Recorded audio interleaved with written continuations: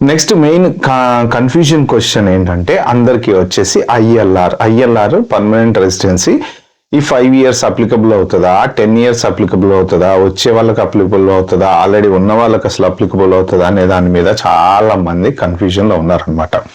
First నేను suggest చేసేది ఏంటంటే మీరు ఎవరన్నా ఐఎల్ఆర్కి కనుక రెడీగా ఉంటే అప్లై చేసుకోవటానికి ఎవరైనా అప్లై చేసుకోండి. ప్రస్తుతానికైతే రూల్లో ఎటువంటి చేంజ్ లేదు. ప్లస్ ఇంకొక చిన్న అడ్వైజ్ నా నుంచి ఏంటి అంటే మీరు కనుక నెక్స్ట్ 1 yearలోనో 2 yearsలోనో మీరు ఐఎల్ఆర్కి కనుక వెళ్తున్నారు పిఆర్ అప్లై చేసుకోవటానికి ఉంటే మీరు మెయిన్ కార్ విషయంలో డ్రైవింగ్ విషయంలో కానీ పాయింట్ సిస్టమ్స్ లేకపోతే ఇట్లాంటివి ఏమన్నా ఉంటాయి కదా, ఇప్పుడు డ్రైవింగ్ పాయింట్స్ వచ్చినా కూడా అవి మనం అప్లికేషన్ ఫామ్లో ఫిలప్ చేయాలి. మీకు ఒక 6 points 3 points వస్తే ఫామ్లో ఫిలప్ చేయాలన్నమాట. అలాగే ఏమన్నా చిన్న చిన్న బేసిక్ క్రిమినల్ కేసులు, షాప్ లిఫ్టింగ్లు ఇట్లాంటి వాటిల్లో ఉండకుండా అంటే క్లీన్గా ఉండేటట్టు చూసుకోండి. ప్రస్తుతం ఇప్పుడు అంత ఈజీగా వీసాలు అనేవి ఎక్కడ కూడా రావట్లేదు. పర్మనెంట్ రెసిడెన్సీ అంటే ఇంకా చాలా టైట్ అయిపోయింది.